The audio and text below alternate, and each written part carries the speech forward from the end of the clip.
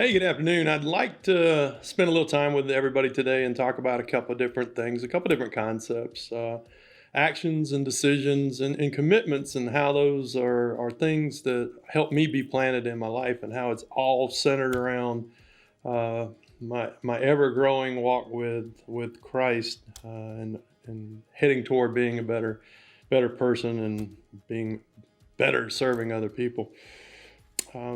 Starting off with actions, I can remember a long time ago that my actions really weren't centered around Christ. Definitely weren't centered around Christ. Didn't even really know the name. And as I got closer to God, submitted to God, let Him take more of my life, and less of me controlling my life, I started to notice a pattern. Things got a little bit better. Things got a little bit easier. Things got consistent, at least, and I felt more at peace even when things weren't good. I did the right thing, or close to the right thing as I knew how to do in my actions. But even when what I thought wasn't a good result happened, I was more at peace with it. And I'll tell you how it sort of played out. One of the things that I do for a living, people get hung up on things they've done, and they have a tough time transitioning from, the guilt of what I've done, allowing themselves to become a better person, and that transition's often very difficult. And that was no different for me in my walk with Christ. I'm not a good person, and way back when I was a terrible one, and I was concerned about the actions I did before, that had nothing to do with Christ or a walk with Christ, and then the making that transition, whether or not I was good enough, whether or not I was okay or acceptable or something. And then I had a conversation with a friend who allowed me to be a better person. And he said that I was woefully ignorant back in the day. Not that I know a lot today, but I was woefully ignorant back in the day about the Bible and the people. And he said, "Let me tell you a story about a guy named Saul."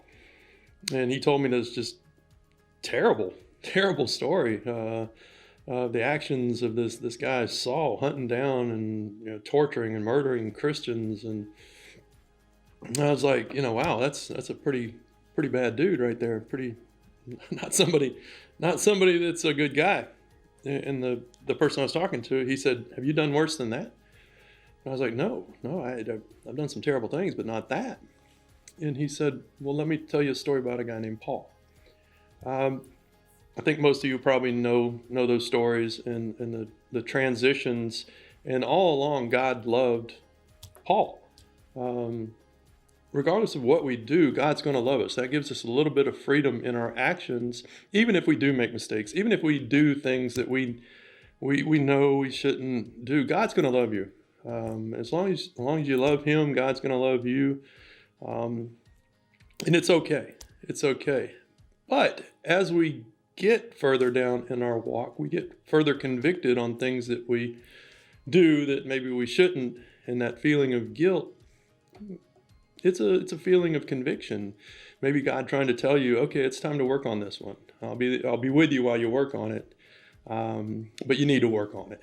And often in my life, it came with consequences when I wouldn't follow through. But God was there. God was there all along, and I had the peace. Maybe not maybe not the comforts of my consequences, but the peace, understanding, knowing what they were about, trying to help me be a better person, more in His image.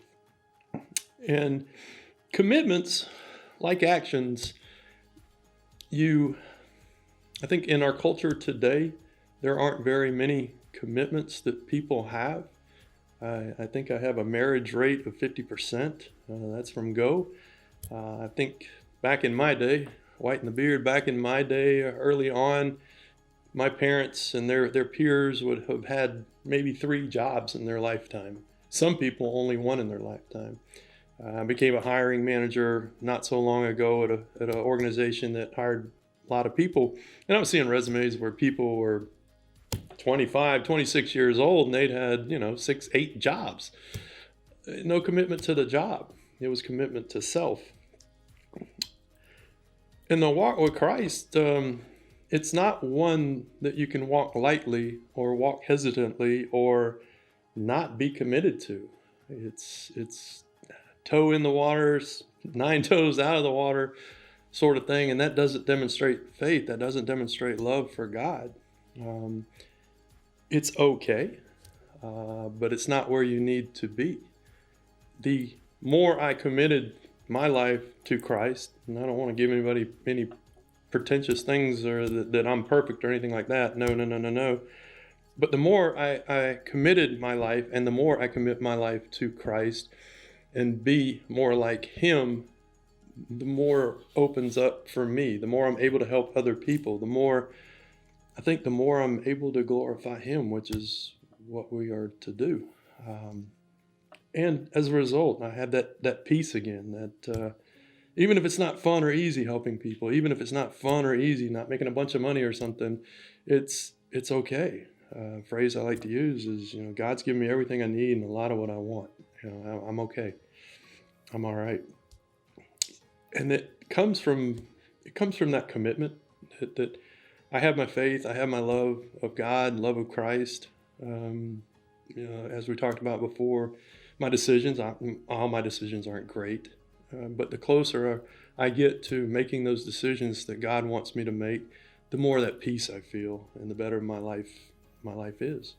And so, as we go into a new year, 2020 is behind us. As we go into a new year, I would encourage you to explore being planted in your decisions, your actions, and those commitments. And I believe you're going to discover along the way some of the same things I discovered.